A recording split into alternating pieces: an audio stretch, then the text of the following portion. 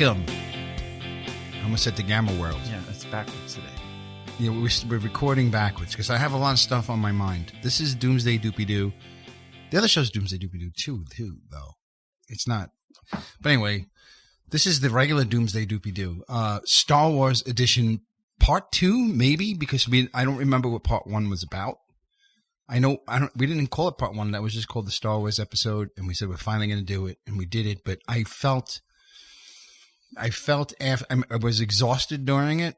I know we had a very intense RPG session, and matter of fact, I'm thinking about that too because my character's in a pretty bad spot right now. I don't know how he's going to get out of it. And so I felt a little, lethargic. I guess I would say. And then there were some things I wanted to talk about, and I didn't. I wasn't sure if I should have not talked about it, or if I was better off leaving it out, or just,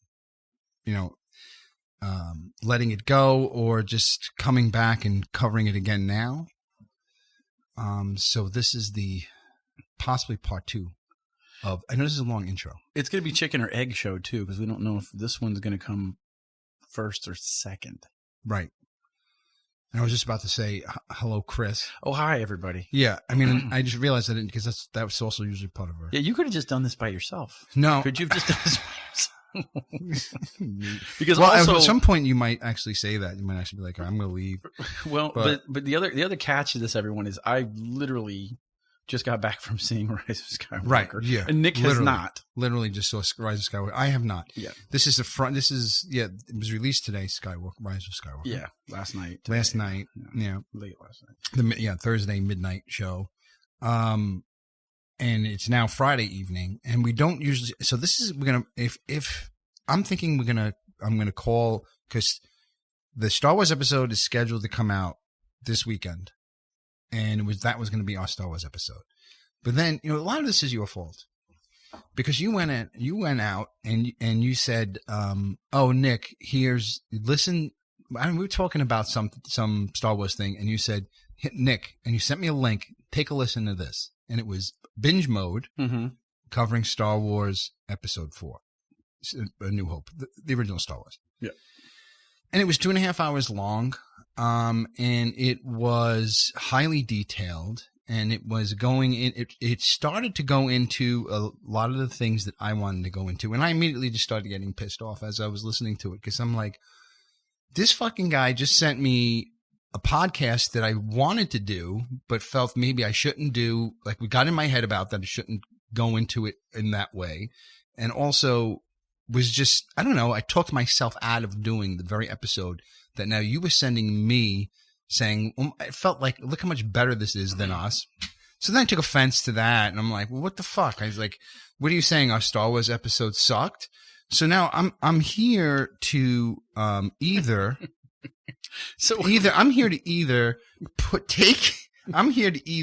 replace that episode with this episode, or to tack this episode on to the end of that episode, or as a separate episode, call that one Part 1 and this one Part 2. Because that episode, if I remember correctly, we talked about characters, we talked about the series itself. We talked about the original trilogy. Then we stuck to the original trilogy. That was mostly what we kept to. And more about, the big discussion was about, we had our argument that's still ongoing up to my party last weekend. We continued the argument of what the best Star Wars movie is. Yeah, we had a little bit of that argument. And then why, and I kind of went into, we did the stuff with the trench run versus the asteroid field. That was a big argument. There was a timing thing there. That was fun. And we have to leave that alone. I think the episode is fine. That episode's fine. This episode is Nick's Monomyth episode. Yeah, well, you could, here's the thing is I stand by my feelings that, I mean, listen, it's all subjective. Mm-hmm. But my reasoning for why Star Wars: A New Hope is my favorite movie isn't because of the Monomyth, but when I look at the Monomyth and I look at the hero's journey, I see in it, or rather, I see in Star Wars all that the Monomyth is, and the Monomyth is it's a pretty. Besides it being interesting, it's a very it's a deep subject. It's something you can go on and on about, and I'm not going to do that. If anyone who is interested in it could get, and the book is down here somewhere. Sometimes I call it I get the faces wrong. The Hero with 1,000 Faces by Joseph Campbell is one of the guys who believed in a monomyth. Another guy was Otto Rank. And another guy, I think, was Lord Raglan, I think his name is. Mm-hmm. And it's the belief that there is a singular myth that we as a human civilization share. And the reason we share it, and I don't know if I have the quote. I have copious notes here, but I don't think I have the quote. But essentially we as a human civilization, humankind as a whole, share a singular psyche, and then this mythology, this myth, is an interpretation of that psyche through story, and hence all the stories are essentially the same. And the reason they're the same is because they connect with us. Joseph Campbell almost starts making the connections to our physical organs. I mean, he goes really. It's not an easy read, but if you don't want to fully get into that, sorry, I'm hitting things. And also, I should say, this is where we differ from binge mode, because everything Nick has is paper. Yeah. What? What do you mean? All your notes are paper. You have a piece of printed paper. Why? Does binge mode? They have a YouTube channel? No, they're all Google. Well, actually, no. They probably do have a YouTube channel. So how do you know they're not using paper? Because it's all Google Docs. Because they're millennials, and millennials don't use paper. Okay, yeah, because they were doing an awful lot of reading in that show. They were, but they probably have a monitor with a device connected. Why would they have a monitor? Oh, yes, yeah, they're reading I've seen their digitally. studio, and they're professional journalists. Yeah, but if you don't want to get totally into that whole idea, which if you think about it, it's pretty wild. I mean, in this 1,000 Faces book, I mean, he goes back to stories that are thousands of years old. I mean, he goes back. Gilgamesh follows it. The Epic of Gilgamesh follows it. The Holy Bible follows it. Buddhism. Beowulf is one of the oldest stories. It follows that. But that's the part where there's all this. I'm looking at these two books. Well, let me tell you what the second book is before you. What is the second book? So the second book is a lighter version. Is an interpretation of the Hero with 1,000 Faces, written by Christopher Vogler, who was a Disney executive in charge of actually finding films, helping screenwriters, perfect their screenplays for the screen so that the studios could pick them up. And he created a memo because he studied the Hero with 1,000 Faces and knew that it applied somehow. And he went and saw how it applied to some of the best movies. And sure enough, some of the best movies out there, he was able to completely map to this book. And then he kind of just he took the 17 stages of the monomyth that Campbell has, and he turned them into 12. So he simplified it a little bit, kind of consolidated some of them. In binge mode, when they started talking about Star Wars, go ahead, you were going to say something. No, I was just going to say. You were talking about the two books. Go ahead. And I think, once again, I know nothing about it. I've heard the terminology thrown around. Mm-hmm. I've heard the quotes, and it sounds very insightful. But, I think my whole thing is, I don't think it's surprising that, all of the cultures share these similar stories. It just seems like he wrote down what kind of everybody knows. Like you said, it goes right to the core of your being. And maybe in a connection to the id or whatever. I don't know about this one psychology thing, but it just makes sense that within every culture, there's a hero's story, mm-hmm. and they all follow the same kind of pattern. Right. But that's actually, you would think that, I mean, we're saying it here. It's not widely accepted. I mean, I don't think it is widely accepted. There's people that say that the monomyth isn't. You have to kind of believe in the monomyth. Some mythologists, I guess, people who study mythology, mm-hmm. Are they called mythologists? They don't universally say monomyth is true. It's still, the jury's still out. So this whole book is kind of Joseph Campbell making his case, even though Otto Rank made his case And I think Otto Rank had more than 17 stages, but his Monomyth was kind of Freudian. Campbell's is a little bit more Jungian. So it's weird. It's kind of and so obviously Otto Rank was before Campbell, right? So, and Freud was before Jung. Yeah. So so you're saying that Otto Rank's characters all want to fuck their mother? It was all very much attached to that whole, and if you look at things, it's like separation of the hero.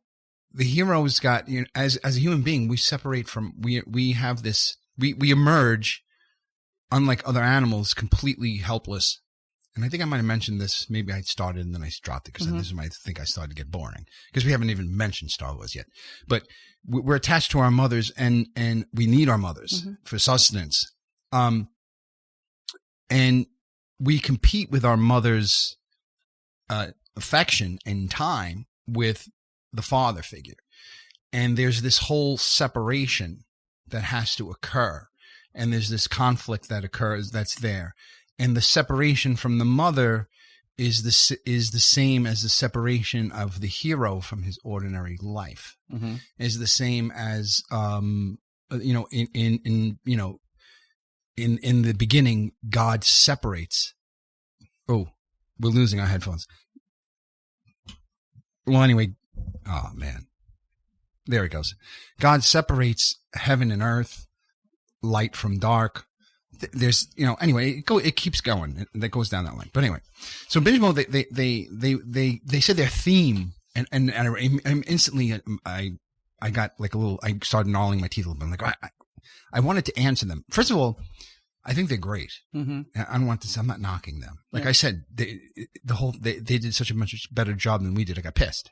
So much so that I'm making another episode. Yeah, and we're not going to compete with them. Right. I mean, they routinely put out 2+ hours of well-researched, detailed content. Right.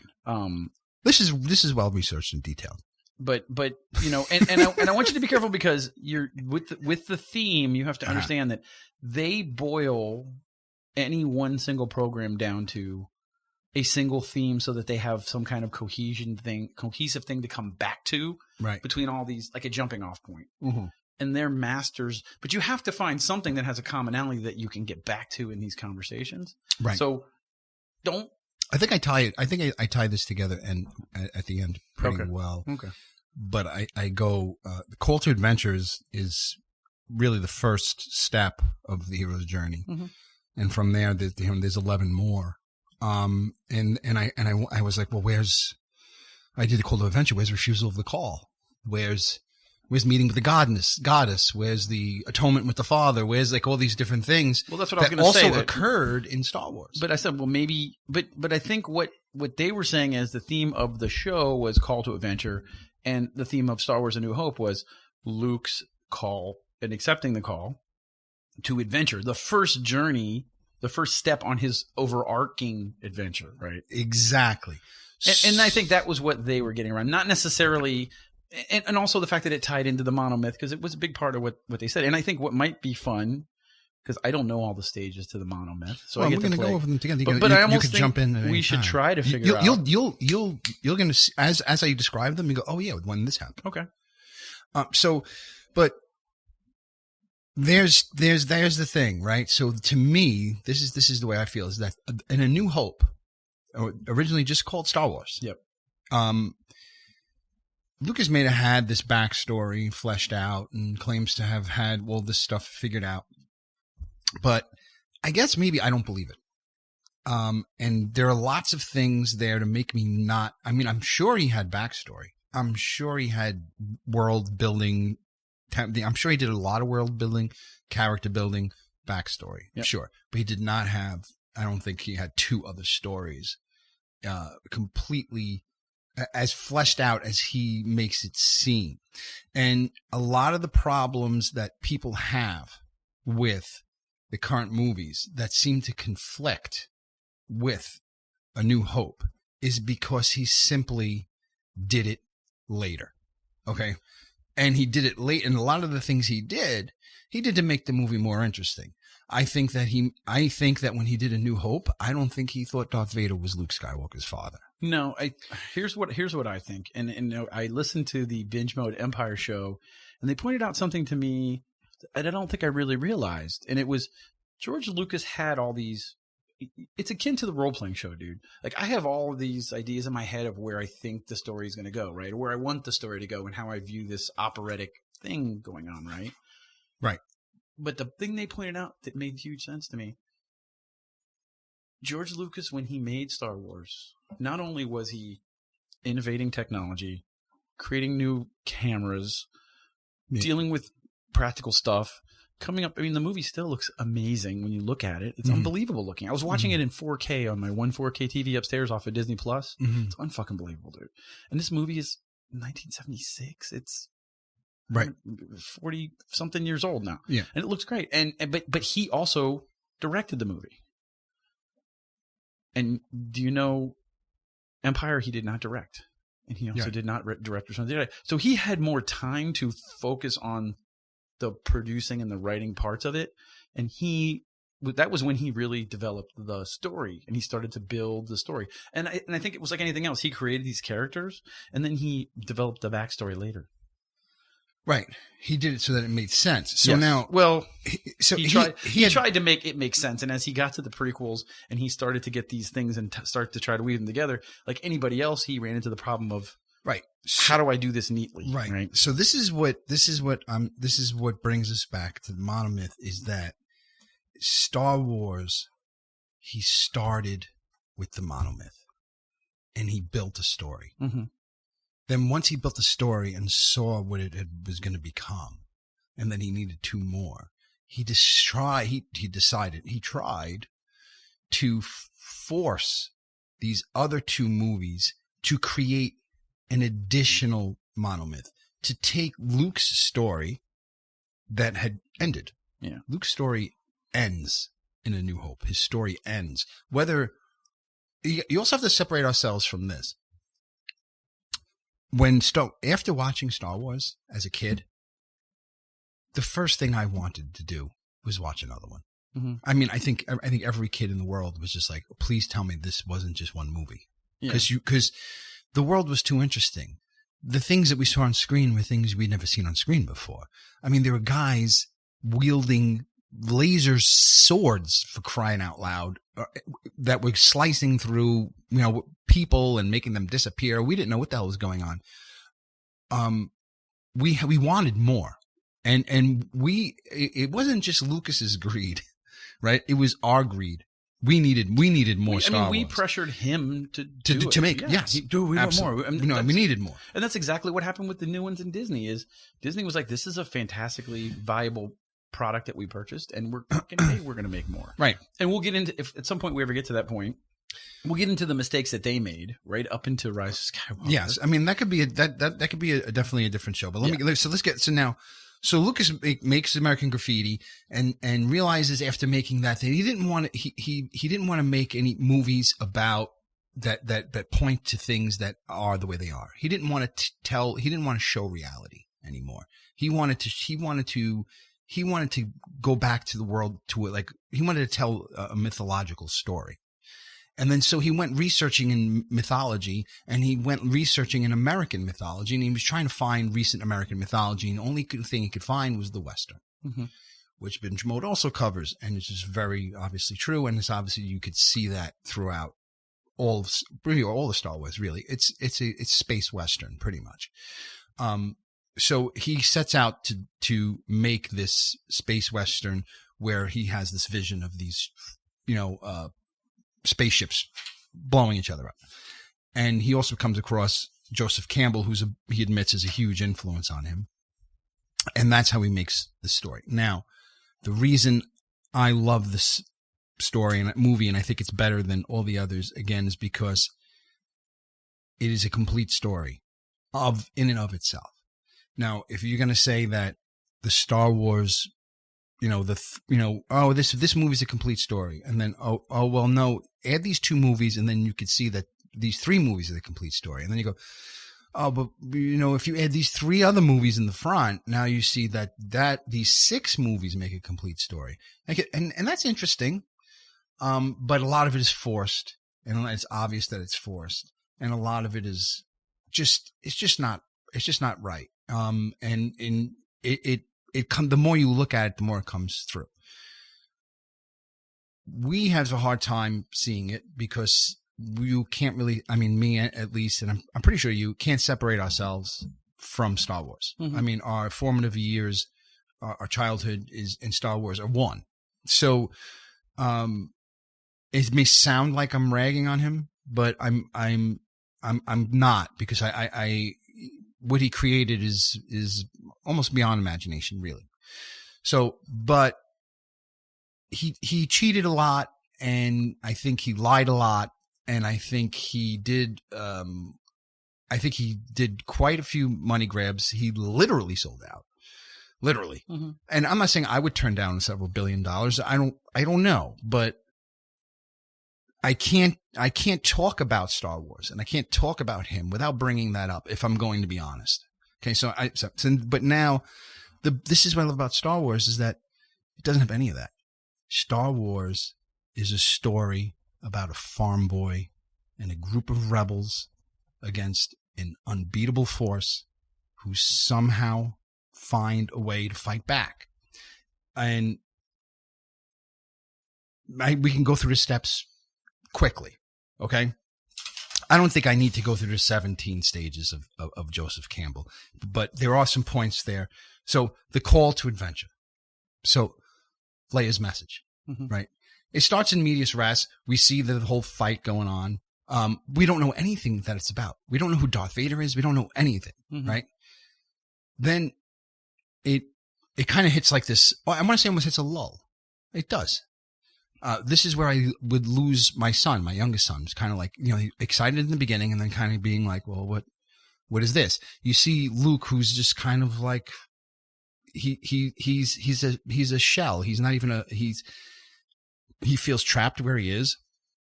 He feels he has no hope of ever leaving that planet, no hope of ever joining his friends and being somebody in the universe, and wanting something more, something bigger than. I mean, he farms water. Right. What's more fucking boring than living in the desert and farming fucking water? Right.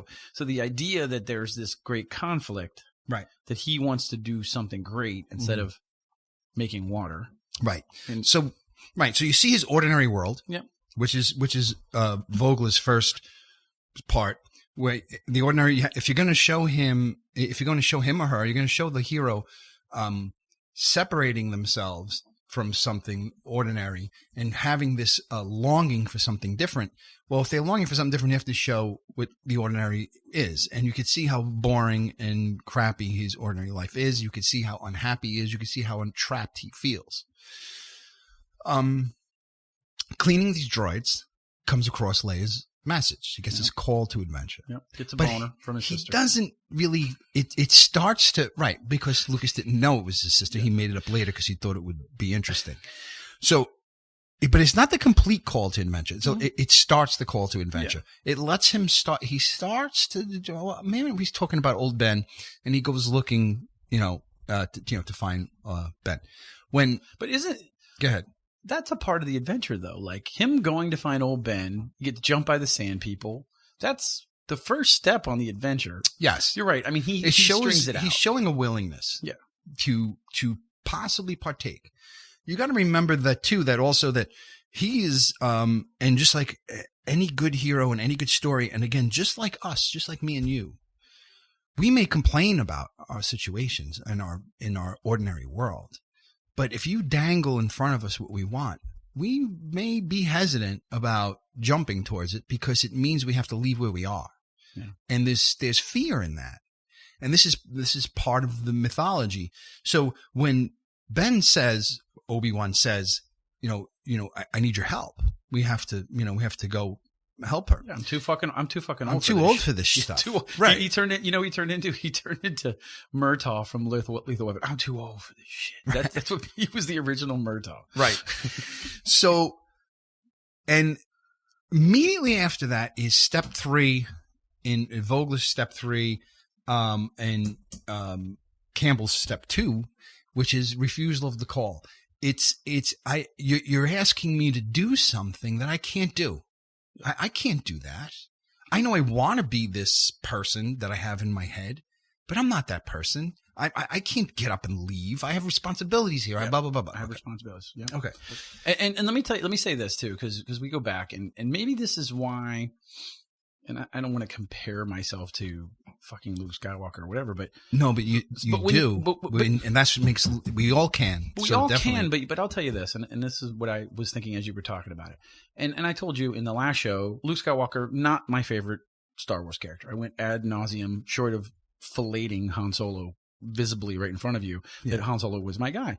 But as far as when I grew up, I didn't live on a moisture farm, but I lived in, we used to call it the White Ghetto, in Seminole, Florida, and all the things that you're talking about, it would be easy for me to stay there. It would be easy for me to, and just go get a job and do what everybody else is doing. Right. And I have to be careful because I have a lot of probably people from back home that might be listening or whatever, but, and no offense to that, but I wanted something more. And so I joined the Navy and I moved all the way to the West Coast and went on this great adventure. I went around the world 3 fucking times, and that was, so I see, like, you're right. I view that as a part of my own experience, that part of it. Now for every one of me, there are probably 5 people who don't leave home. Right, who work in the same town and live in the same town where their family is and where their family was and maybe they view it because they feel that same longing. Well, there's a longing, but then there's the fear, and the fear was what stopped them from changing things. And what that fear ends up being is it's exciting, the unknown, right? Right. Going out into the unknown and embracing it. And so when you were talking about that was my first thought was, well, shit, I'm fucking Luke Skywalker. I went off. I mean, I didn't blow up a Death Star, but no, but you are. So, but we all have these moments in life, right, where we are Luke Skywalker, right? To one degree or another, right? And again, that's the whole idea of the monomyth, is that it's one story of our own human condition that we all feel at times that we need something more, but we're afraid to get it. And we're afraid to go after it for numerous reasons. So it's easy to stay on for another season and help Uncle Owen with the moisture farm. Right. And we make excuses for ourselves all the time. I can't quit smoking. Yep. I can't change careers. I can't. It goes on forever for all of us. Yep. Right. So in this area, Vogler also has meeting with the mentor. The mentor obviously is that's an obvious one, right? So that's and what Campbell calls it is supernatural aid. Once the hero has committed to the quest, consciously or unconsciously, his or her guide and magical helper appears or becomes known. So he doesn't quite understand how Obi-Wan is magical yet. So so that supernatural aid, once he meets the mentor, he starts to learn about this magical, just how magical his friend is. So now this whole world is split in 2. Okay. So picture a circle or a globe, and right in the, separated into a northern and southern hemisphere. And the northern hemisphere on top, that's your ordinary world. And then your special world is underneath. So you have an over and under, or a normal world and a special world. Or if you talked to a Jungian psychologist, it's the conscious and the subconscious. It's the material and the spiritual. It's the inner and the outer, the id and the ego, life and death, right? So now, yin and yang, black and white. At some point, the hero has to take now, and this is, and us, our human mythos, whatever, I don't know how to say it. In order to fulfill ourselves, we have to, at some point, acknowledge that special world. We have to acknowledge that subconscious. We have to enter it. We have to cross that threshold from outer world into the inner. And that happens for Luke. And it's not usually something that is that's not something where in order to get from the meeting the mentor to crossing the threshold, the hero needs to be pushed a little bit, usually. And in this sense, when Luke is pushed, it's obvious too, right? He's pushed by, he realizes that he rushes home and he finds Aunt Beru and Uncle Owen Lars. I found out their last names. I forgot what their last names were. The Larses. The Larses. Yeah. And finds them burnt to a crisp. So now his excuses are literally burned up, right? Now he has nothing here. Well, he was on the adventure whether he wanted to be on it or not. He didn't really have a choice because at that point, when adventure intervened, he could have left. He could have said no. He could have said, "I'm done." He has nobody else to go though. He has nothing. If he stayed there, he could die the same way they did. Possibly, yes and no. He didn't. It's one of those things, and I think the Boy Scouts have it. When you go from being a Cub Scout to a Boy Scout, he was led to a bridge. And the saying is that we could support you as you cross this bridge, but only you could cross it. Mm-hmm. So he still has to say, "I'm coming." He has to, and he does. And he crosses the threshold at that moment when he decides to go with Obi-Wan. Yeah. At this point, Campbell calls it entering the belly of the whale, a reference to Job, right? Jonah.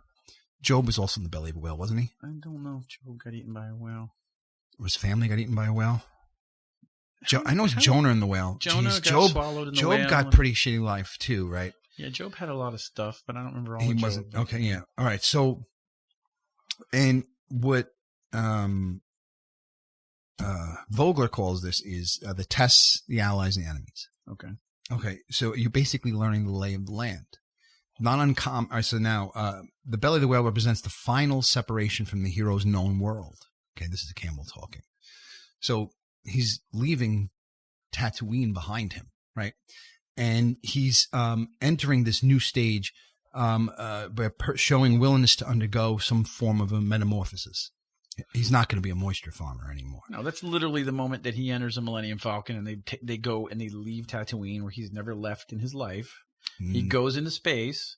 That's where he gets. It starts sooner than that. It starts sooner than when he walks in the cantina? Yep. When the arm gets cut off. No, when he walks in the cantina, he literally crosses a threshold. When he goes, if you look at him, even in that whole scene, he's completely out of place. Yeah. He doesn't know what to do. He just saw his friend do something semi-magical. He gets dragged into this place. You see him looking. He never saw it before, even though he lived on the planet. And this is where he's learning the new rules of this special world. This is the first time we see a lightsaber. This is when he starts to see his friend as, wow, first he talked weird to that guy. Now it's not actually the first time.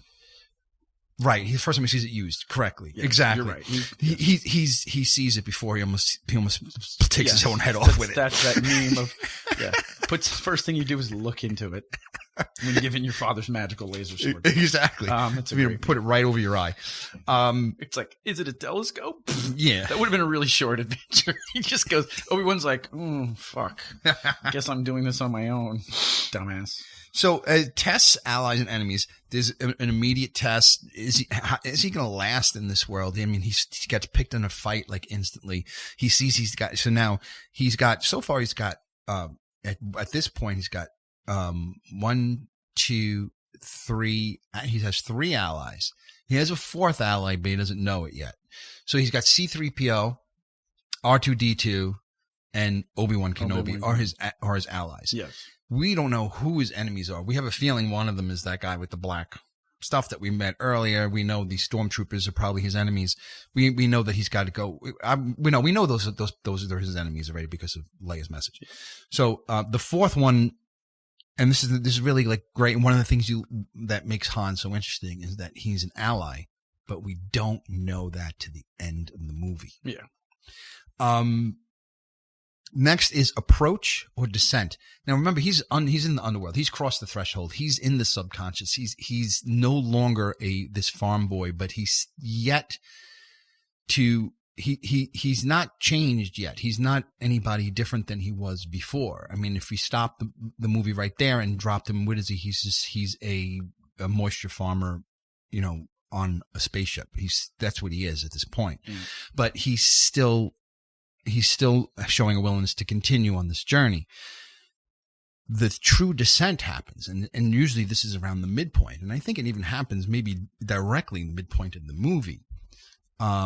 In physically called approach, right? Joseph Campbell calls it the meeting with the goddess, right? That's no moon, right? So right there, it's like all of a sudden he's looking at something that he's like, holy shit, kind of that moment where it's like, what did I get myself into?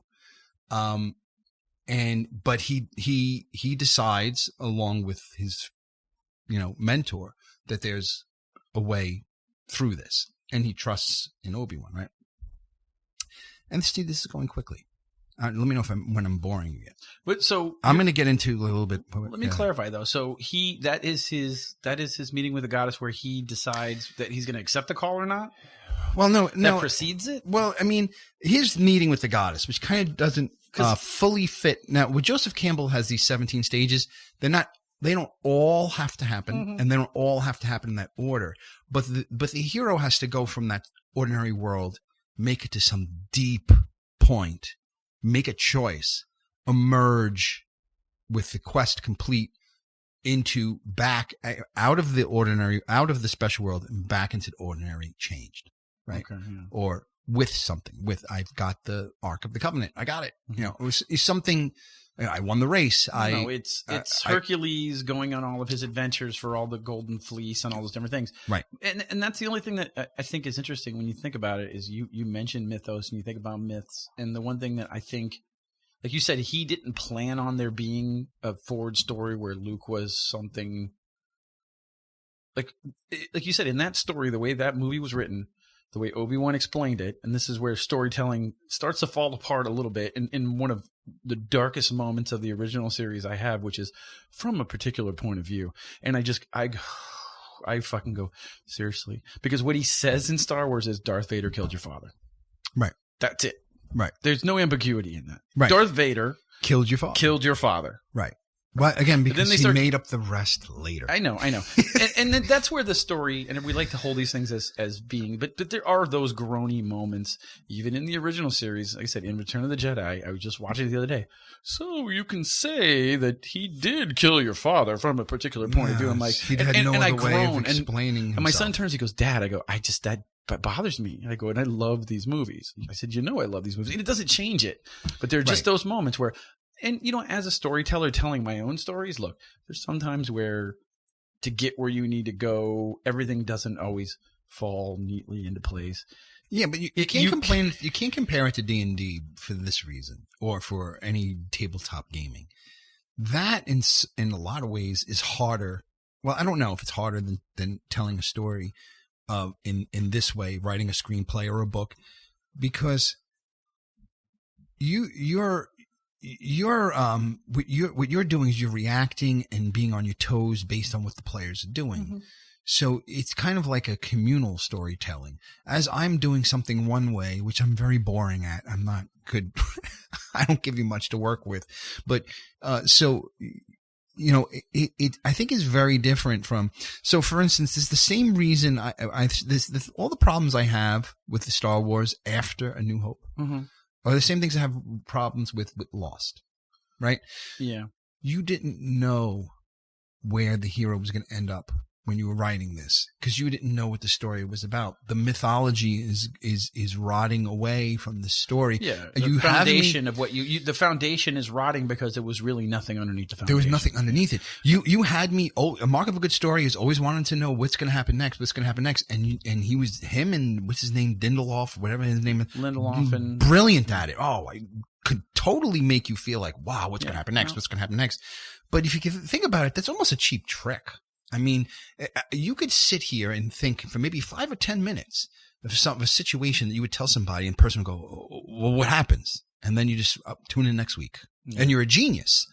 But then eventually, that's got to come to something where at the end it all made sense. Yeah. And when it doesn't, then, it's no different than saying, oh, and then he woke up because he was dreaming. Oh, whoa, what? Yeah, I was watching a dream? And I think that's where I guess, like you said, by doing freeform storytelling for as long as I have since I was 14 years old, when you have a room full of writers that are sitting there thinking about this and only about this and no outside interference to interfere with what their story is going to be, and they use these weak storytelling things, it bothers me a lot. Like I said, I won't lie. Look, I thought the first 3 seasons of Lost were dynamite. Yeah, me too. And then it starts to go into, okay, what are you doing? You want to say Twin Peaks, they don't explain anything, but they don't explain anything and they leave it all open to you. And that's okay. They don't try to. They don't try to, but you're saying there's this greater mystery that at the end of the thing makes no fucking sense. It means nothing. It means nothing. And I'm going to tell you, I think Lindelof and Carlton Cuse, who were the 2 big producers, and they split off and started doing their own stuff. And I've watched their stuff. Right. I think they absolutely learned from that.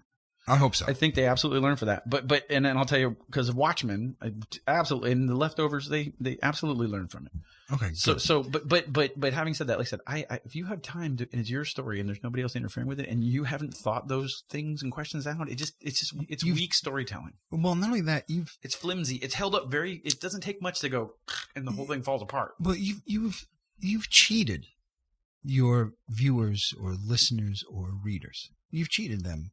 By not being honest with them and not putting forth the effort that they deserve. Mm-hmm. No, you're right. It's and so in some levels it can be considered, offensive almost that you strung me along for this long when you yourself didn't know what you were doing. It's kind of not fair. So and before you move away from that, because I want to say one last thing, and then I'll let you dial back in. But I think Meeting with the Goddess, I'm going to read to you. Remember that. But I think that's why I'm excited about our whole screenplay writing thing because we're dropping hot off the presses. So Nick has invited me. We'll see how it goes to help him write the scoop. But I'm excited though because I want to know what your approach to when we start throwing these ideas out, because I know how my mind works for how this Gamma World shit started. Like I started getting these ideas and I almost work backwards. Well, see, that's what my hope is that I felt like one of the things I said, I'll ask Chris, because you know what, the way your brain works, I think complements the way my brain works is I don't have that shit. I don't, I get mired sometimes in details. Whereas you kind of don't. But so I'm hoping that my navigation skills combined with your, stop, look over there. Like, oh shit. I didn't see that. Yeah. Let's turn there. So I'm hoping that could be, and plus, I think we'll have a good time doing it. Regardless if anything comes to fruition or not, we're not going to write the next Star Wars. It'll be interesting, at least, and entertaining. Yeah, it'll be fun. Yeah, maybe we'll read it on maybe, or we'll act it out. We'll do a table read with some actors. But I'm sorry. Let me get back to this. So so these are the parts that kind of like meeting with the Goddess, and the temptation they told me in the Father. Now, you also remember that Luke, not only is he a farm boy, and who feels trapped, he's orphaned. He's an orphan. Farm boy. He has no father. He doesn't have a biological father. When he hears his father that Obi-Wan knew his father, his eyes light up. You know my father? Yeah. It's a hole in him. Okay. And it's a real one. And he knows that his uncle kind of doesn't want to hear about his father. Yeah, and his uncle's tough on him because he doesn't want him to be like his father, right? Right, but he doesn't know that. He doesn't know that, but he there's an interesting, and this is where, like you said, the first movie wasn't, neither did George Lucas. No, you're right. But, so we're inserting that. But he put retroactively. There was a conversation though that he has with Beru in the kitchen. He does, and she says, "You're not, he's too much like his father. You're not going to be able to," and you get some real insight there in that little exchange, though. No, but again, I bring up this point later, is that no one, what we did when we watched Star Wars, no one will ever be able to do. including those 2 kids that watched from binge mode that watched Star Wars. Yeah, no, you're right. And the reason is because everyone from this day, from forever, They know the pre-story. They know Star Wars. Even if they're not into Star Wars, they know the characters. They've seen the toys. They know that Darth Vader is so-and-so's father. They just know. It's part of our culture. It's part of our human culture right. on the globe, okay? So she's just saying, she says it, if you go back and watch it, she says it playfully. His father may have just been some soldier who was a rebel who went out, and he said, that's what I'm afraid of. He's going to go get himself killed. Yeah.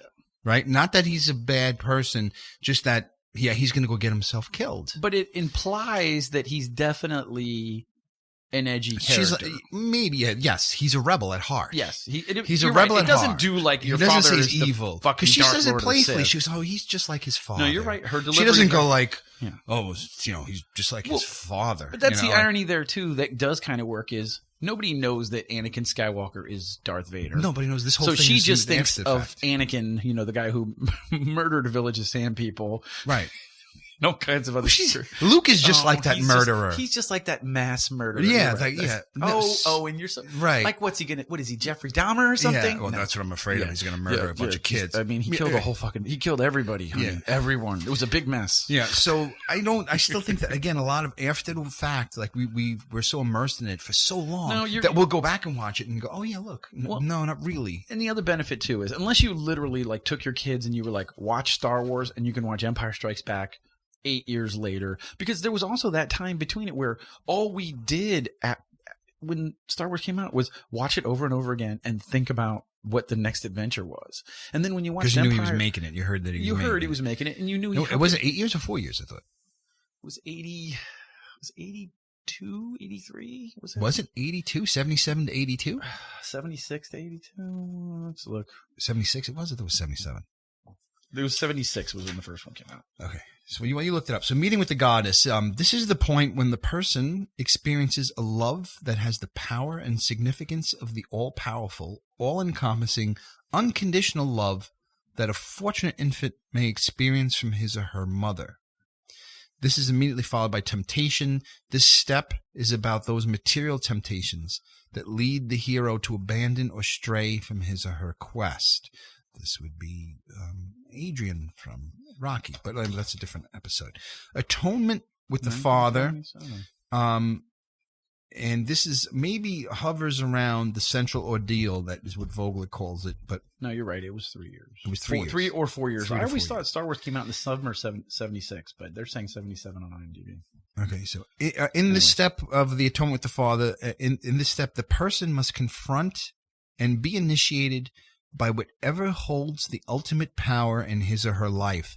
In many myths and stories, this is the father, or a father figure who has life and death power. This is the center point of the journey, the central ordeal, the crux, the midpoint, death, that which holds you back, right? Luke witnesses Vader killing Obi-Wan. Obi-Wan makes sure he witnesses it. Yeah. Obi-Wan raises his sword. Obi-Wan, and it's just it's a death, which a lot of times in this point there's usually a physical death. It's a death of a friend, somebody knows, a mentor, and his only vestige of home. Yeah. Who's he with after that? From Tatooine? Nobody. No. Nobody. He's kind of his guide outside of that place. Right? He's kept him safe to that point. Right. He would be the first base to the second base, Obi-Wan. Obi-Wan has to die for Luke to proceed, okay? And this is why Obi-Wan says what he says, and is why it is such a huge deal to Luke when that happens. When we watch it for the first time, again, I try very hard to remember how I felt when I watched it the first time. Not easy, but then I try and put myself in that mindset and be objective when you're watching it, that it was horrifying, right? It really, really was. He didn't tell him anything yet either. He really said nothing. He left too early. He was like, you were like, you're on your own. Holy kid. shit. Yeah, no. Right. I mean, literally. And Luke goes, no. Like, This motherfucker knew everything. Right. He was like, right. This was he was there to keep me safe. He was my link to home, he's gone. Yeah. I've passed the point of no return now. Yeah. I can't. He was all I had. Now he's gone. Now it's me, this freaking asshole, gunslinging asshole, who killed somebody in a bar, even though he didn't see it, but we know that he did that. And we're at this point again, as cool as Han Solo is to us now, and he is fucking super cool character. To this point, we don't particularly like Han Solo, if you're going to be honest. And maybe you don't remember it because, again, when he comes back at the end, Han Solo reveals himself as an ally. That is an amazing moment in the movie. And from that point on, then we reconstruct Han Solo in reverse in our minds and go, oh yeah, well, he was witty. He had these moments, but he seemed like he was in it for the money. The only thing we saw him kill that guy in the bar. He's a smuggler. We don't really know much about him. He's going along with this. He's trying to get himself out of it. He's fun, but it's not like we particularly trust him. Princess Leia doesn't like him. We enjoy their banter with each other. We feel maybe a little sexual tension. Maybe as a seasoned moviegoer, you would say, oh, well, there's something going on there, but he's not really that bad of a guy. Yeah. But if you're looking at it again, objectively, as just someone looking at it for the first time, you may not say, well, she's just giving him the business because who knows what he is. She's seen his kind before, right? Luke is a little unsure, but he's also very innocent and naive, right? So we're not entirely sure about him. No, you're right. And he's kind of a schlub. And you get the idea that through some things that are in there, he has a bravado. I mean, I think that's the thing that I identified with was he had this bravado. He's talking to him. He's like, oh, you never heard of the Millennium. And then he leaves and he's talking to Chewie and he opens up to Chewie and he goes, man, these guys are really going to fucking save our asses. We're totally fucking screwed. I got no idea what I'm doing. I'm always into trouble. He's in the detention block, right? And he's trying to fucking bluff his way through, right? With a hey, hi, hey, how are you? You're just like, this guy has no fucking idea what he's doing, right? And then, but he also serves a purpose too, because in the scene where Obi-Wan is opening up this new world to him, he serves as 98% of the rest of the galaxy who are like, hokey religions and laser swords are no match for a fucking good blaster. I can trust this. I can't trust that shit. I don't believe in that shit, right. Whatever. It's luck and that's what I count on. But so he serves a purpose, but you're right. Doesn't seem like somebody you can trust 100%. He's out for himself and he's really out for himself even into the second movie. He leaves. He's like, look, I got to get the fuck out of here. I don't want to die. Right. So, I think you're right. But I think those differences are where that chemistry starts to pick up to where you see these three friends and this is where the desire comes from and you want to see more of that chemistry. And that's something that I was thinking about as I was watching Rise of Skywalker tonight and watching this whole thing wrap up, which I'm not going to get into. But we'll do another quick. In any other trilogy, in any of the other trilogies, nobody had that fucking chemistry. And the chemistry was even just beyond the characters, because I think 80% of the stuff that we think is so charming about Han Solo, I think Harrison Ford just ad-hocked it. Yeah. I think he just ad-libbed it. And that you're like, I want to see more of that chemistry.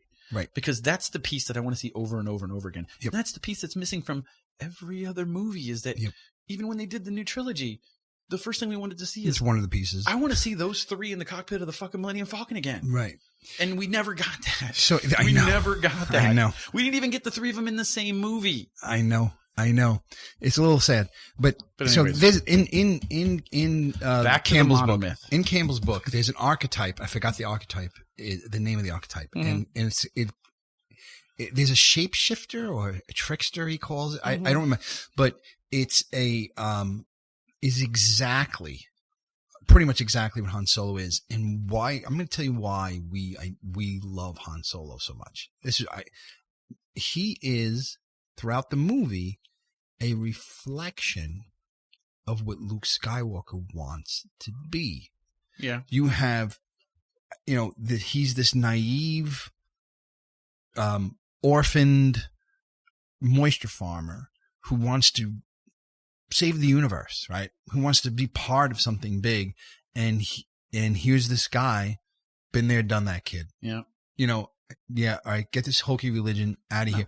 And he's reflective of Luke throughout. So end of us. So when we're seeing this, what looks to us like hokey bullshit, he's our voice, right? Yeah. He's saying, "What is this shit? Man, get the fuck out of here. Get the fuck out of here." We puts a how are you gonna see? What are you doing? Fucking hurt somebody. Yeah.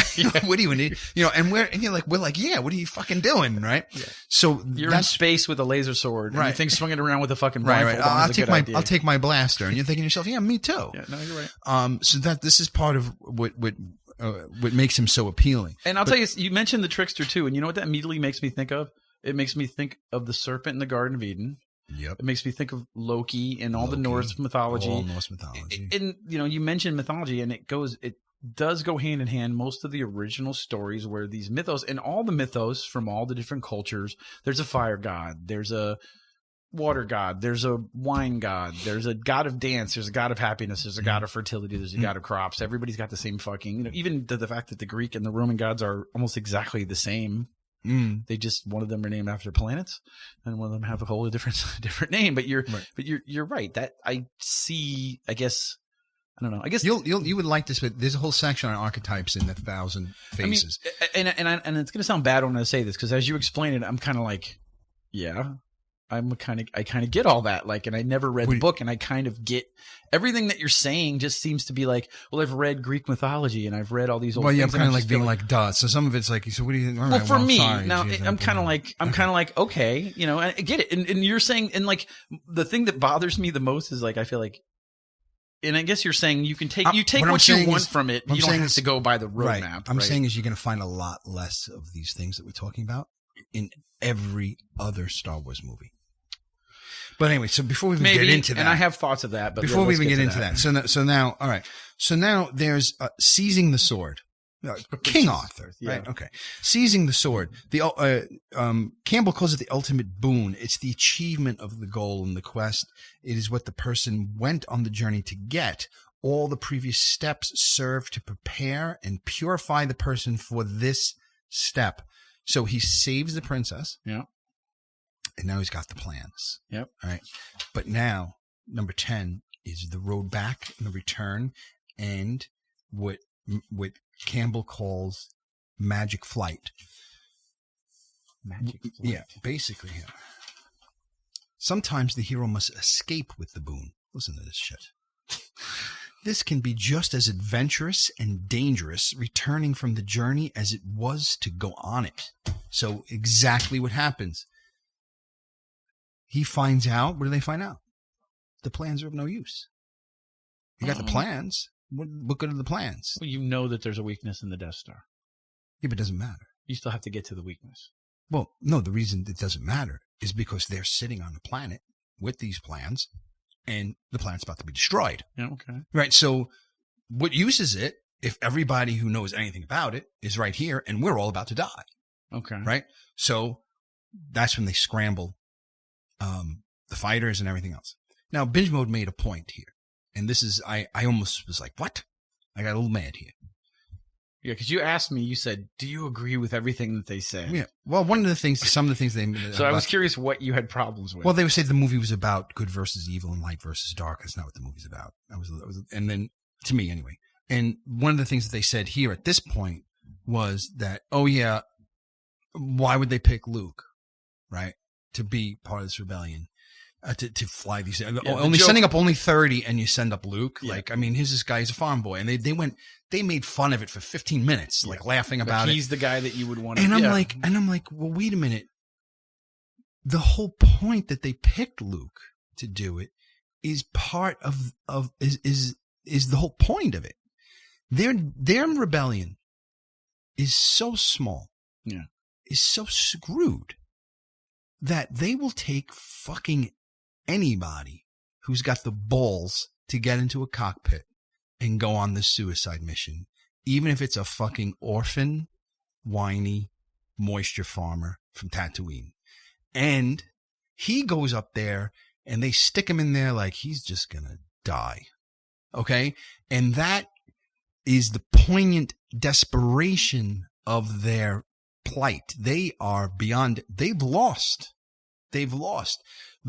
They're celebrating. Tarkin says, "In our what does he say? In our moment of triumph." Like they're like, "What the fuck are you talking about? Yeah. We're about to crush all that's left of the rebellion." He says it. Vader says it to Leia. You're all that's left. We just could, it's snap the fingers, squashed, you're done. And all this is garbage. Vader's like, "Oh, we can't get the fucking plans." Just blow them up. Yeah. And who needs the plans? So. And I'll tell you why I think I dismissed. I mean, I like what you're saying. We're coming into the home stretch. I didn't think about things the way you explain. What I always felt was what happened there, because you can't, like I said, I've talked about this with fans or friends, not fans. I don't have any fans. You have probably friends or fans. My fans or my fans. I assumed you meant fans of Star Wars, not fans of Star Wars and other fans. And we talk about it extensively. And I think when I was a kid, it was like you felt like pilots are kind of superstitious. And like that maybe Leia went to bat for Luke and said, "You know what? Like you said, we need everybody we can get. And you know what? There's something special about this kid." I didn't get that. And that was always what we kind of thought was somebody must have gone to bat for him because he is just some.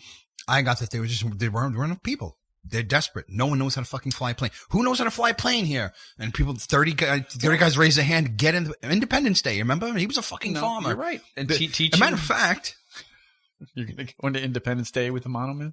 Well, no, fucking Randy Quaid. Yeah. Was the fucking crazy old fucking farmer. Mm-hmm. And the one that they fucking threw in the jet because they needed every last fucking guy. And I guarantee you, the person who wrote that, I had Luke Skywalker in my brain when they wrote it. Sure. Because they did a fucking trench. They did a trench run on the fucking thing. They did an actual trench run. Yes. Okay. So anyway, but that's how influential. No, you're Star right. Wars was. And as well as those pilots fared against the TIE fighter pilots, right? Which I guess the Imperial Navy is far more superior than the Imperial Army, because the Imperial Army can't hit you with anything, which is the big running joke, right? But the Imperial Navy and pilots took everybody out. I mean, the farm boy, to your point, is the last person that survives to run. Everybody else gets killed, exactly. or in the case of Wedge, incapacitated, right? And has to go back. And I gotta leave. I'm gonna fucking die. And it's Luke, and that's it, right? Which is the irony of it, right? Which is then this is proving that there's something special about this guy. Luke, you switched off your targeting computer. What the holy fuck? You've never flown. Exactly. So now we're back in. By the way. So now we're crossing the return threshold here, where we're coming back to the ordinary world, but he's got to cross back into it. So retaining the wisdom gained on the quest. Rescue from without. Oftentimes the hero needs a powerful guide to bring them back to everyday life, especially if that person has been wounded or weakened by the experience. And,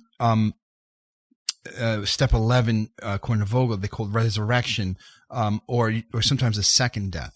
So that second death is exactly that. It's Luke turns off his targeting computer. This is the moment where Luke stops being a moisture farmer and begins his path to becoming a Jedi. He embraces. I'm going to disagree with you on that. Okay. Because you know what I think severs his ties? One of the things that Lucas did was this Biggs character. So remember, I was in the last show, we went over the trench run in detail. Literally, I broke it down by minute and by phrase. Yeah. And when that last run on the trench happens, it's Luke, it's Wedge, who ironically will end up being the person who blows up the second Death Star. Right. And Biggs. And Biggs was in a scene. He was from Tatooine. He got out. He meets Biggs. And so ironically enough, they're on that run. And Biggs gets killed. Right. And you talk about, that's kind of it for him. You say Obi-Wan being gone, but Biggs was another tie to his homeland, right? That could be a second death. That could be the second death. Because now he's going, oh, fuck. My buddy that got me interested in this shit just fucking died. Right. What am I doing here? Right. And he has those moments of doubt. Can I do this? All these guys were pilots and I'm not. Right. I can't do this. Right. And it's at that moment that he hears a disembodied voice tell him to do something. Now, wait a minute. I have something to say about that. Okay. But I like that idea. Don't know what that disembodied voice is when again, You're watching Star Wars. No other Star Wars movie exists. Yeah, no, you don't There's know. no toy. There's no culture. There's no books. There's no comic books. There's no nothing. To us, he's remembering. It's a voice in his head. Yeah, it's no. something telling him to turn off the targeting computer. He's saying, well, he told me to release my feelings. And he's thinking like, we picturing him thinking back to his training, this death of Obi-Wan, now this death of Biggs. I have to go through this death. I am turning off this computer. Well, I am not a moisture farmer anymore. I lost Obi-Wan. I lost Biggs. I'm on this last run. Yeah. It's only me. I'm going to go down now. I'm not going to go down a moisture farmer. No. He puts his targeting computer away. No. Everyone freaks out. Yeah, he struggles with it too. The crazy fucking farmer. We knew it. This is our last chance. This is our last chance, and this fucking guy just turned off his damn computer. Probably to them it looked like he's chickening out. Like he's going to run away. He's going to run away. So and he doesn't believe Obi-Wan. When he hears the voice the first time, he goes, Luke, let go. And he's like, right. He even says it. He even says the words, let go. Yeah. Right? He tells him exactly what to do. He tells him exactly and what the Monomyth says. He tells him in literal words, let go. Okay. So Campbell ends with the last two steps, which is master of two worlds, freedom to live, freedom from the fear of death, which in turn is a freedom to live. This is sometimes referred to as living in the moment, neither anticipating the future nor regretting the past. Someone who's now a complete person, who's been to the spiritual and material, all these other worlds that we mentioned, the conscious and the subconscious, but he must return when he crosses that return threshold. I'm sorry. So that's step 11. What is this? 17, 15, 16, 15. Crossing the return. So retaining the wisdom gained on the quest, integrating that wisdom into human life, and possibly sharing the wisdom with the rest of the world. I like Vogler's way of putting it better. He calls it returning with the elixir. That you have to the hero returns with what he set out to get, what was missing in the beginning. Yeah, he's returns home and complete with it. So now, what was the elixir he returns with? His connection to the Force? A new hope. A new hope. He was hopeless. He was a hopeless farmer. The rebellion was down to nothing in numbers. They're facing unbeatable odds. He's a nobody. And yet, through these 4 allies and through his trials and tribulations. What about Chewie? Does Chewie count? Is he a 5th ally? Sorry, I forgot about Chewie. So everybody did, apparently. He didn't get a fucking medal. He didn't get a medal. He was not much of this part of the story. Yeah, but see, once again, and that was maybe, once again. He's not part of the story. But he is, though, because I'm telling you, and maybe you're right, maybe it's back writing it, but that's where I always thought Chewie was always the heart of the, Han was the balls. Yes. Chewie is the heart. Like, you look at him, you go, he's a big, scary monster, right? Mm-hmm. But at the end of the day, he was like in the cockpit going, you really leave them there? Yeah, it was like really quiet. They're like flying in the Millennium Falcon, and it's like Chewie's sitting there, and he's like, just looking at him. Yeah, and Han's like, and Han is guilty. He's like, what? He's like, that was some cold-blooded shit, dude. Right? I mean, they're gonna die. They're gonna die. Yeah, like you can fight, and like he's like, look, man, I'm worried about us, and he's like, he was fucking needling him the whole way. Yeah. So he comes back, and he looks like the hero, but I always felt like maybe it was later on I filled it in as they developed the Chewie character was like, right. Chewie was the heart of the relationship, and Han was the fucking balls and moderately the brains, absolutely, but probably more balls than brains. No, yeah, but we get that later from him that he probably was that, and we get inklings throughout the thing that he's harmless. Yeah. He's a monster, but he's harmless. He's a harmless monster. But so he didn't give him a medal. They say because he didn't have the budget, or I think he just didn't write it in because he just considered him as like Han Solo's pet. Maybe just logistically, Carrie Fisher was like 3 feet tall and she couldn't fucking all the things together. And I really honestly don't. I mean, based on what we just went through, I think is what he went through in his mind through all his rewrites. And you notice even I didn't mention Chewbacca. Yeah. Even though everyone loved Chewbacca. Yeah. You know, and everyone ran out and got, I had 100 Chewbacca figures.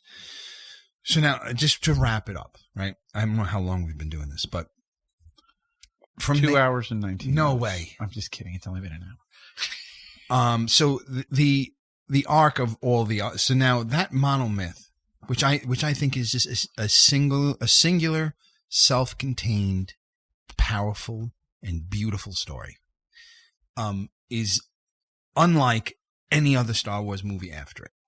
And everything after it was a result of greed based on studios, on Lucas, on us as fans that just needed more.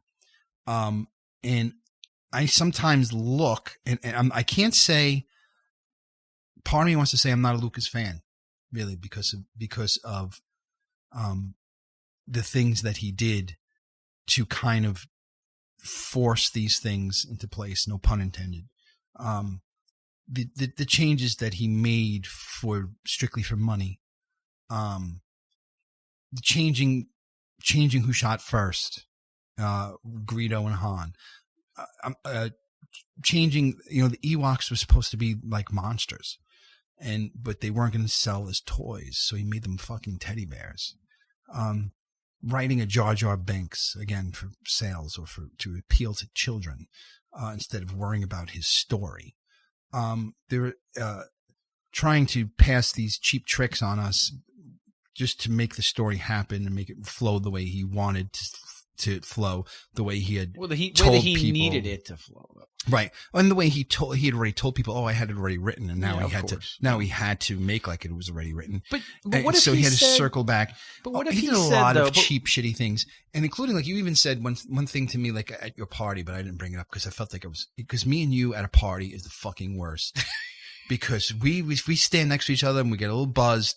We'll fucking go on forever, and everyone just rolls their eyes and walks away. So I don't know if you notice it. All your parties, I almost kind of stay away from. No, I notice that we don't talk. I also felt like it's weird. But meanwhile, I would say 30% it's like you're my mistress and I'm avoiding you. It's fucking weird. 30% of the party probably listens to us, that's also weird. Which is weird too. Yeah. So, but I walked away when you said, because with Lucas, we're talking to when he's signing autographs, he's telling people on eBay, like, oh yeah, go sell this on eBay, go sell this. In the meantime, he literally sold it all. He was, any kid who goes up there, or any guy who sends a kid is kind of a dirtbag. He has to make Lucas sign this. I'm going to sell it on eBay. But then, you taking a story that you supposedly wrote and believe in and changing it so you could sell more toys. Well, so you're how, and then to put yourself over the guy who's looking to make $50 on an autograph. Give me a fucking break. But here's what I would challenge you on that. How much of that was Lucas and how much of that was the studios?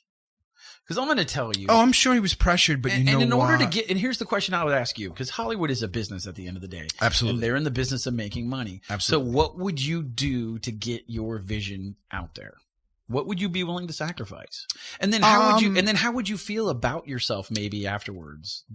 I think I would make a concession. I think I would do what Tarantino did, which is sell natural born killers, watch it get mutilated, and then go, fuck, I'm never doing that again. Isn't that Alan Moore? And Alan Moore did the same thing. I mean, whereas Lucas said, that was fucked. And then, want to make another one? Well, how much? I mean, let's be honest. But I don't think that's the case too. I think let's also wait. Hang on a second. Okay, he made a $4 million movie. Okay, which was Star Wars. Okay, it did what, $400 million? Yeah. Okay, the guy didn't have money to make Empire Strikes Back himself. Put double the budget, $8 million. Make the next movie with $8 million, your own money, and fucking release it yourself. Give me a fucking break. All right, you don't have the balls to do that because no one's even dreamed of doing anything like that to that point, even though you've already broken a million boundaries and all these walls that you already broke.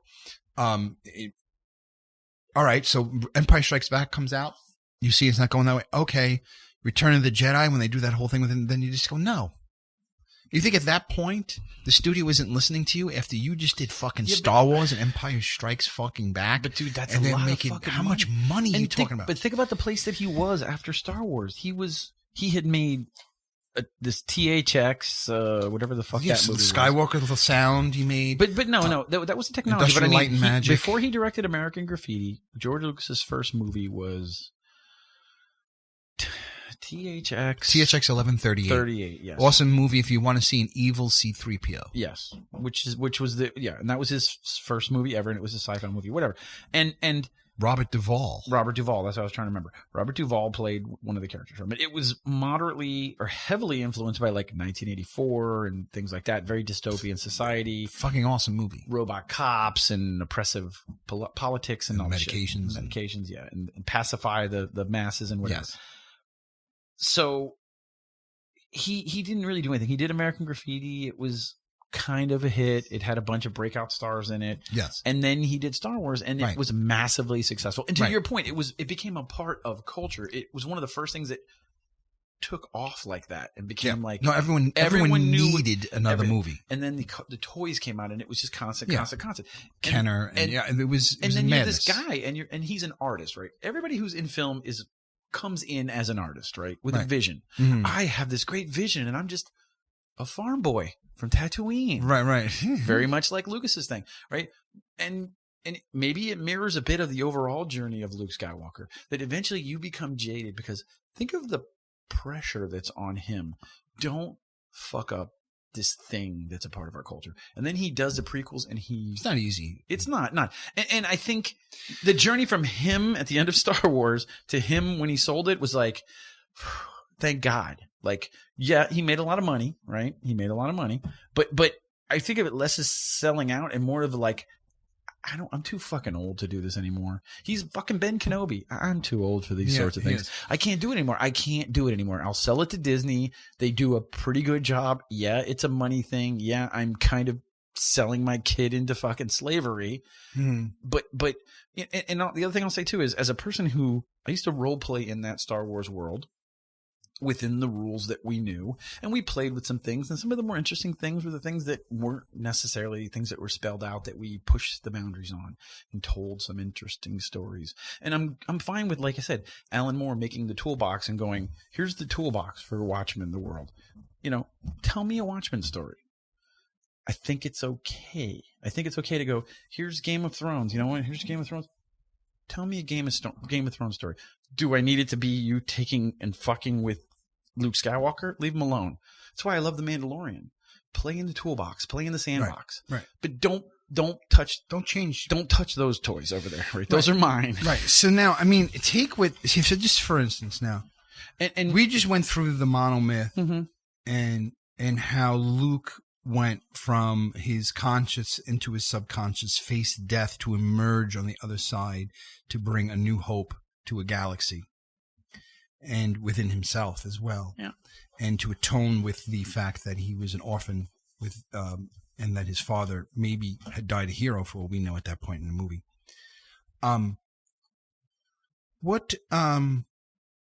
How do you justify what he did in Last Jedi? If that is who he was. So now I'm sure Rise covers that. So I almost don't want you to answer that question. So, but I'm not, I'm saying this is part of my, not anger towards Lucas, I guess. But I'll go ahead. Well, I was going to say, I think you're blaming Lucas for a series of movies he has no input on. Like yes. While you'll say, this fucking guy let them do that to Luke Skywalker by selling it to them. But to be truthful, I mean, look. Let's look at Lucas though. I mean, that was just them screwing up. And I think we should talk about this because you started to say it. You said none of the other movies follow the monomyth, but one of the things I want to say about storytelling, back to what this stuff is built on, as I put my hands on this giant stack of paper books. The hero with 1,000 faces. Hero with 1,000. It almost looks like a Gideon Bible. No, that's not that thick. That's like only. It just has that. Pages. It's black. It's just like it just looks like it should be. Oh yeah, it is a hardcover black in the drawer of a fucking hotel. I mean, I think as we have evolved as a human people, right? Right. I think storytelling has evolved, and not that it's evolved away from core things that I think you could find in every movie. You could find maybe at least 25% of these points as just storytelling points, right? But I think storytelling has become more sophisticated. I think that's one of the things I liked about Empire, whereas you're right. The New Hope is amazing because it's what fueled all these other things, all these other ideas. When you think about all these threads, the threads that he was able to connect at work, you're like, oh, fuck, that's great. That's awesome. Oh, my God. You know, everything that works, you're like, you're firing. But for every 10 things that work, there's 2 things that you're like, so Anakin's whiny, and that's why Luke is whiny. And is that genetic? Is whininess genetic? And you're kind of like, okay. I mean, I guess you're trying to cast these very blunt parallels, like, and that's his father because sand is so coarse. You know, I don't like the sand because it's like that's like that. I just go, and I'm able to compartmentalize. I think that's my greatest skill as a fan is I can compartmentalize shit and go, you know what? I'll just ignore that. I'm just gonna forget about that. Like, right. That didn't happen. I tried, and that's when I try to go get a beer, and I come back and I go, what am I missing? Lucas goes, a particular point of view, and I'm like, yeah.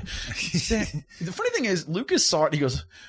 He'll do it all the time. He goes, sand is so coarse, Dad. It's so rough. I like things that are soft. I'm like, okay, dude. I'm sitting there listening to Anakin talk. Put your fucking heart on away, dude. I get it. You like Padme. I want soft things. Can I touch your boobs? Like, okay, just go jerk off and come back. Like, I think Binge Mode said it a bunch of times. I was laughing the whole time because I think the same shit when they're making fun of stuff like that. I thought about, this is the guy you're going to put in a pilot. Yeah, you can make fun of Last Jedi all you want for fucking screwing up Skywalker. Don't forget fucking Lucas did those first 3 fucking movies. He put Jar Jar Binks on the fucking screen. He did, and he quickly pulled it back. He quickly pulled it back. He quickly. How did he pull it back? He was in all fucking 3 movies. He was not in all 3 movies. He was in the 3rd movie as a senator. He never appeared in the second. Senator. He was in the. Sorry, no. He was in the 2nd movie for literally 2 seconds. Oh, okay. Because I remember when it killed him. Well, people. Yeah. I think he was still sticking to his guns. But so that's my thought with this is that I think you'll still see parts of this, but I think storytelling has become more sophisticated. When you think about how Tarantino told his stories, dude. In these non-linear fashions. Wait, hang on a second. You know what's funny? What? Okay, so what I wanted to say is, as you were telling me all this, is that you would be surprised. All these things as because I say, oh yeah, well things evolve, right? Mm-hmm. You'd be surprised that if you really went back and deconstructed these things that are these ultra-modern things, that you would find the monomyth in heavy detail, almost to the same degree of accuracy of Star Wars, including Pulp Fiction. Really? Yes. And the funniest thing, and I said, you know what? I said, I'm going to go through all this. I was actually eating my lentil soup tonight, waiting for you to come. Yeah. And I was thumbing through Vogler's book. And I said, I was like, I remember, I said, I'm going to go through all this. I said, and Chris is going to tell me how movies have evolved and things are involved. I said, I bet you he brings up Tarantino or something like that. Yeah, I mean, and in the back of this, Vogler runs this whole thing through Pulp Fiction. Really? Okay, well, I have to read that. Pulp Fiction follows the monomyth. The trick is that there's 3 heroes: Jules, Butch, and Vern, Vincent Vega, and Vince. Yeah. There's 3 heroes. And all 3 follow the monomyth. But no, and I'm not saying. Look, I think once again that's discussing how complexity. But how complex is that? Deeply, which is incredible. Like after I was like, when I was reading that, I was like, holy shit! But that that's makes right. He makes sense though, because now you have 3 meeting with the goddess. You have 3 Vince. Dancing on the floor, right? No, but you have 3 times the amount of time to do that in a movie with 3 characters. That's complex. And I'm not saying it's not complex. And so once again, I'm not shitting on this. But I'm saying it doesn't discount the monomyth. No, I'm not, and I'm not discounting it. That's not what I was saying. I was saying that storytelling has evolved, and as it's evolved, the stories are more complicated because we're able to conceive of these things. Like I said, the movie Memento starts off. Think about and maybe that's what it is. Maybe it's the same thing as Out of Order. Exactly, but maybe that's what it is. Maybe it's fucking with the order of things. I'm gonna give you the call to fucking action before you even know who this guy is, right? And your brain goes, right, and that's why these things resonate with us because you're right. Through time, every story, and I've read hundreds, thousands of books, right. Every book has been linear and has been, and here's the hero, and here's his friends, and here's what he does, and here's what he overcomes, and here's a setback, and he's challenged, and he comes back again, and then they join together, and they reunite, and then boom, they win together. And that's why I hate watching regular TV because I know what's going to happen because it's burned in my brain. Right. I want you to surprise me. I want you to challenge me. It's hard. To surprise it is if you now. watch, a ton of stuff. And be good. You surprise people and be good. And be still. good, yeah. And be different and not be like, that's a copy of this. Right? Yeah. Be original because because of the mediums that we have now with TV and movies and everything else, it's hard to be surprised because it's saturated and archetypes are archetypes, right? Yeah. Everything and talking about Star Wars, everything goes back to few things before Star Wars had the exact same, but you can go back to Westerns, like you said, and say, here's the brash kid, here's the farm hick, here's the seasoned gunfighter, here's the gambler, right? Here's the big strong guy. Right. So you tell me what you think of this. This is kind of what Star Wars, like I said, I'm not saying I'm not a Lucas fan. Mm-hmm. Too many. Star Wars was just a huge part of my childhood. It's inseparable from my childhood. But I think a lot of my love of the movies are nostalgic, and I think that they remind me of me. Mm-hmm. And I think that that's where a lot of my feelings for Star Wars come from. And I think that's why I'm so excited to see Rise of Skywalker tomorrow, is because it's maybe one of my last few chances to feel like that kid again, going in to see that Star Wars movie with characters that I grew up with, right? Mm-hmm. And so it reminds me of me, it reminds me of loved ones, it reminds me of friends that are further away and friendships that are now stretched thin, right, by distance. It reminds you of a much simpler time in your life. Simpler time in my life. When we're happier, right? Yeah. And so now if I look at how perfect really A New Hope was, and it was critically acclaimed too, besides being a blockbuster, I feel like all the stuff that happened afterwards mimics our culture, what happened to our culture afterwards, and I feel like, and I guess that makes sense. No, it does. But I'm not saying that I'm not talking about the stories mimicking our culture. No, but the sensibilities of what's in the movie. What happened to the stories of the stories mimics our society and where we were, and then gradually where we ended up, kind of an expression of our journey of who we were and who we are now, and even as a society and a culture where we're headed. We live in a world now where no one knows if Han shot first, right? Because no one's willing to commit to that. Yeah. And that to me says something. And I'm anxious to see Rise. I don't know what to expect. I feel I know I'll feel a certain way because of who I was when I watched Star Wars the first time and who I am now. And the world that has existed is now going to be gone. In other words, the Star Wars that came out is gone and slowly changed over all those releases, and it's the end of an era, and perhaps the end of me, right? And so that's kind of the end of, not the end of me, the end of my era. So I feel like... But that's kind of where we are, though, dude. Right. I mean, we're reaching the end of where it's right. not it's the end of an era, and it's the end of our era. And it's kind of, it's being passed to another generation. And I just hope that they handle that just a little bit better, because in some ways, to me, the entire arc, the 9 movies of Star Wars, are in a way a little tragic. There's tragedy there, and I'm hoping that that our kids maybe have a little better experience with Star Wars than we did, even though we had an experience that we feel is, was a roller coaster and sent us to the moon on several occasions, but just not experience some of the letdowns that we had to experience. I mean, and I'm glad so far that it seems like Mandalorian is, pretty critically acclaimed. I have Disney Plus, by the way. I got it. I was waiting to get it for free through Verizon because I did the unlimited thing. So I said, I'm not going to pay for it and then get it. Anyway, so I got it. So I'm going to start watching The Mandalorian. I'm more excited to watch The Mandalorian than I am for watching episode 3 of Watchmen, to be honest. Really? Yeah. The Mandalorian looks kind of cool. I saw a Baby Yoda. I know nothing about Baby Yoda. I don't see how he could be Baby Yoda. I'm not going to say anything. Okay.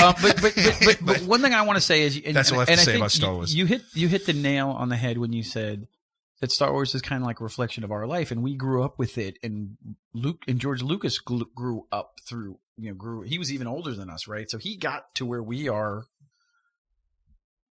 when he was at the end of the prequels that he did, Right. That's why I think he was done. It's like at some point he's like, I'm done telling the story. And I think the same thing, Luke Skywalker mimics our journey, because you want to go back and look at A New Hope and idealize it, because you said it's this pure time of your life. It's untouchable.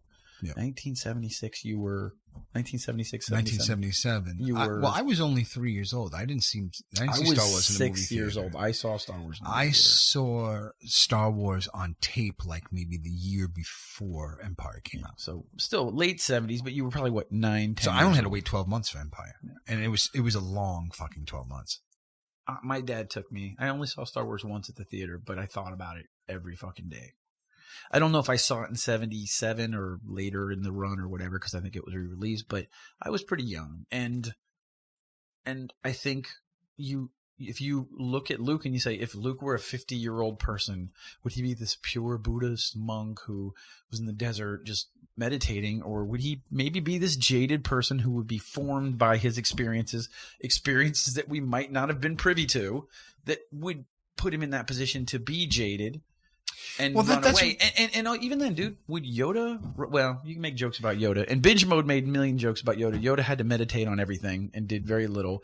And then when he was in one fight, the minute it went wrong, he fucking ran away, and he's the most powerful fucking Jedi in the Order. So why would it be unexpected that Luke Skywalker would do the same thing? I think the only argument we can make is that we weren't given a good enough reason, and that's just bad storytelling. Well, yeah. I was thinking about Last Jedi, and I remember I said I watched it the second time and tried to be objective about it, and I think we talked about it on the show. Yeah. And I said I understood what Rian Johnson was doing, and he actually did a lot of really, really great things. It was I'll tell you this, Last Jedi was a fantastic movie if they didn't blow up, they didn't ruin Luke Skywalker.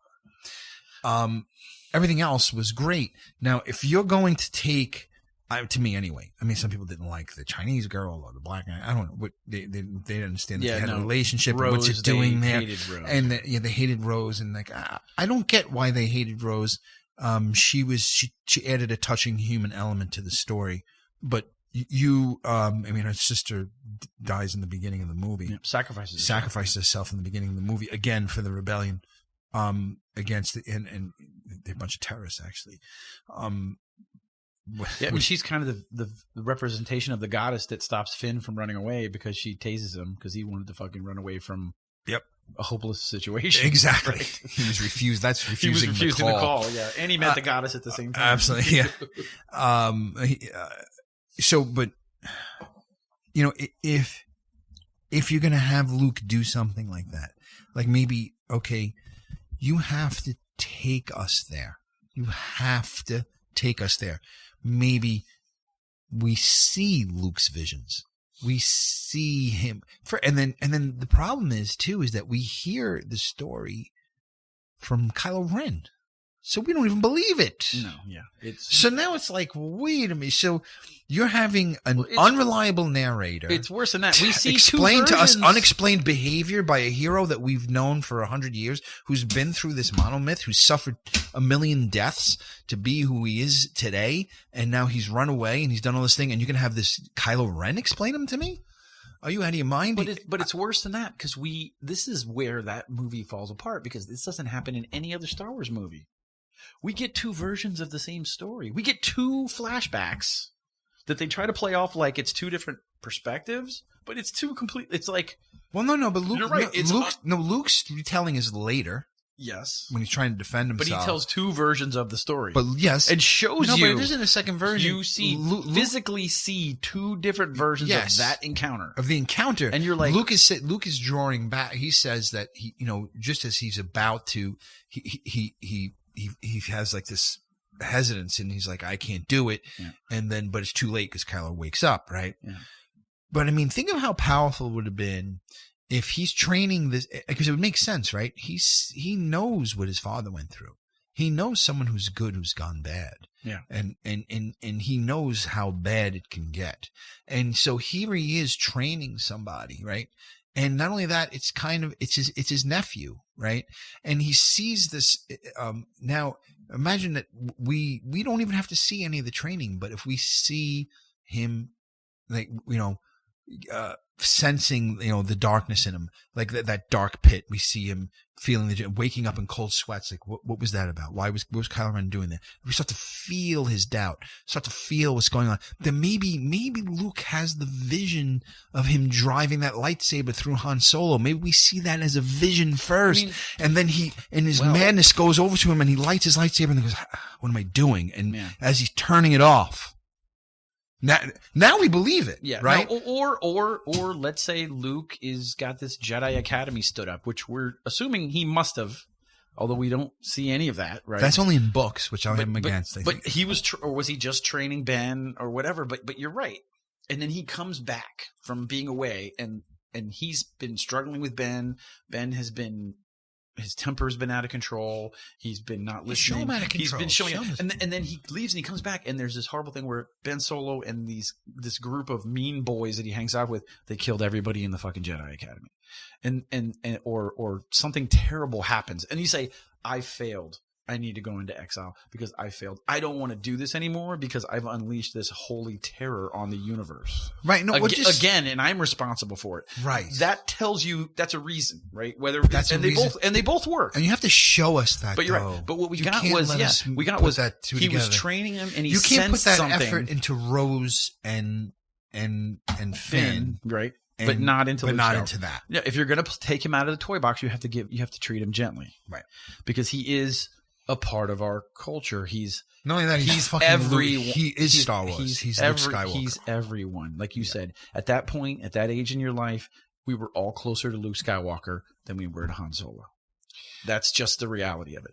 We were all going, wow, my whole life is in front of me. Well, what's Han Solo's hero arc? He's in Star Wars. He doesn't have one. He's a character. It's an arc of retribution more than anything else.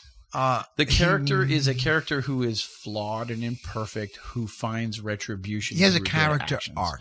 And he's driven. He's not a hero of any of the movies. To your point, he's complemented by Luke because Luke wants to be better and more experienced and be able to handle shit like Han. Mm-hmm. And Han also secretly is like, man, this kid is just where's this kid get his heart from? And he's got a huge heart, and he's a good person. I wish I was as naive as this kid. I remember what that was like. Mm-hmm. And so those two characters also at that time, they were people that were older that got into this and probably relate more to Han Solo. I'm saying, fuck, I wish I was that wild-eyed kid again. He had the whole world ahead of him. You had the whole world by your fucking balls before I went and fucked it up. Right. And that's his perspective, right? So they all complement each other, right? Right. And that's a great thing. But I mean, but the heroes are Anakin, Luke, and now Rey. Yeah. And I got those are the three heroes of the Star Wars saga, and everyone else is a character.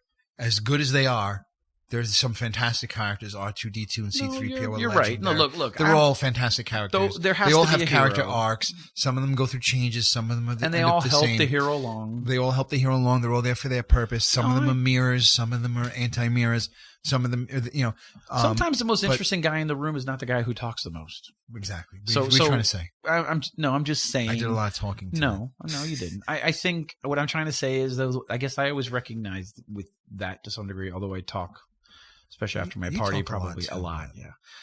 But I mean, I think we probably have one more conversation that we need to have after. I guess after Rise, we should have a quick one. I think we kind of wrap it up. And you know what? I think, look, it's always something that asked me.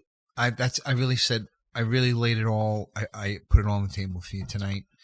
That's really all I have to say about Star Wars. I almost don't want to do Rise for that reason, because I rather people know how I feel before Rise and to make up their own mind on how I feel after it. Really? You know what? Yeah. Okay. We'll see if that lasts. And me and you could talk about it all day long. We'll see. Oh, shit. All right. You're not giving me any warm and fuzzies. All right. Well, that's part 2 of our Star Wars episode. This is a bonus episode for you guys because you deserve it, because we missed so many shows, and I just had to get that stuff off my chest after Chris made fun of our show by comparing us to Binge Mode. No, I was just saying that they talked about something that you wanted to talk about that you didn't talk about. I didn't talk about, and that you should be like, jealous. Look, they did it. Look how good they did it. Prolific and artistic the Binge Mode. They only is. fucking and I love Binge Mode. They only stopped the Call to Adventure. Okay, Huge you tell fan. me they didn't. Okay, yes, huge fan. I'm not just because Nick shit on you guys. I'm not. I just disagreed. I did not. I just disagreed with the pilot thing that they said, and just stopping at Call to Adventure. But you're right. That was a theme. They're covering the whole arc as if that's the arc of Star Wars, and that's my other disagreement with them. Is that no, Star Wars is the first movie is Star Wars. A New Hope, that's Star Wars. Everything else is a money grab after the fact. Sorry. Wow. Due to the greed of studios and of writers and of directors and of us, the fans. And we kind of all got what we deserved. And I don't know what Rise is, and lots of people are going to try and fix it and make it better or whatever it is. And you could try and tack this Monomyth onto the thing, which is what they tried to do. And it's up to us or each individual viewer to decide if that's genuine or not. I don't. I think so. I have, but you know what? I have really high hopes for Rise. I really hope it just sets it all straight somehow. Because that would be a nice end to the story. I have a feeling it may not, but I don't want to go into it with any preconceptions. You shouldn't. You should sit there like you did, and I did it tonight. And I sat there with my kids, and especially with my son Lucas. Right. Who's named after George Lucas. Oh, I didn't. Oh, shit. Yes. Well, I'm a big fan of your son, Luke. I'm a big fan of that, Lucas. Well, you got into text. You were the victim of his texting with him at one point, which was yes. We had fun on text. He's fun texting. He's nutty. He's a crazy kid. But and I sat there and the lights went down and the little side curtains open, and now I'm going to try not to cry. It wouldn't be a podcast about Star Wars. but that's a big part of it. I look at Star Wars through my life. I watched the first 3 with my dad and my brother, and then the prequels I watched with my wife. I went and saw The Phantom Menace with Natalie, and I watched and then I saw Revenge of the Sith with my father, and I thought that was great. And then my kids came along, and Lucas and I ran to see The Force Awakens. Three generations. For 3 parts, major parts of my life, and 3 arcs of my life. And like you said, we're more, as somebody said this, there was a Bad Boys commercial. They said more of our life is behind us than is in front of us. Yes. And all that experience too forms you and jades you. But when the lights go down, no matter what the story is, and it says a long time ago in a galaxy far, far away, and I'm fucking 7 years old again, dude. Yep. And I'm sitting there with my kids, and I'm sharing that, and it's special. It is special. It's a very special thing. And if you let go, if you let go and just go on the ride, and then come out of it, and we'll talk about it. Yeah. Knowing that, look, few things are as important of that magical movie that was made in 1976 or 77 when it was released. I don't know. I'm confused about that. Maybe we'll have to look it up at Binge Mode, see what they say. Oh, I'm listening to that still. I want to listen to They're the last. Probably right. Don't get any dates from this fucking crappy show. You know what? We have a different perspective. We're from the weepy old man perspective. Yeah. Well, but we saw the movies the way they were intended to be seen. They saw the movies after being polluted with all sorts of, with tweets and ads and toys and reviews and stories and books and comic books and their friends telling stuff. That's the perspective of a cranky old man. Right. They didn't see the movie raw, straight, like we did as it was intended. But anyway, no, I know that doesn't lessen theirs. And I don't want to be a gatekeeper. And you know what? They're very smart, two very smart people, very talented. And I'm glad that there are people that out there that still. I mean, listen, they pay attention to the art. They're covering the arts. Yeah, no, they're very detailed, and it's important. And you know what? I think everybody's opinion is valid and good, and there's no disagree with that. Yeah, I think so. Everyone's opinion is valid and good. I think you have to look. It means something to them, and they're passionate about it.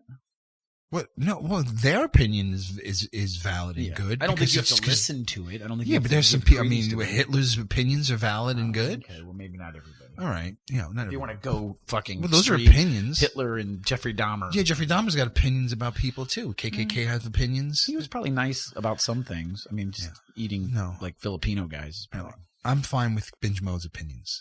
Okay. I don't agree with all of them, but who agrees with everyone's opinions? I agree with like 90% of it, which is a fucking lot for me, and you know that. My father used to always tell me that opinions are like assholes. Everybody has one, and they all stink.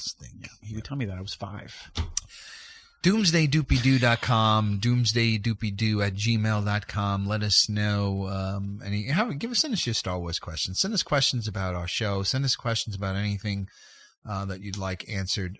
We will, look it up on Binge Mode and see if they can. Yeah, see if we can get the right answer. Get the right answer for you, and then a better answer. Tell a friend that if that our show is awesome, and someone leaves a review, and that's it. Thanks for tuning in, and next year I guess it'll be tune in for our role playing game episode where I try and get out of that. I don't know what. Right now I'm trapped behind the gate with fuel tanks, with a tank outside the gate that shoots fire.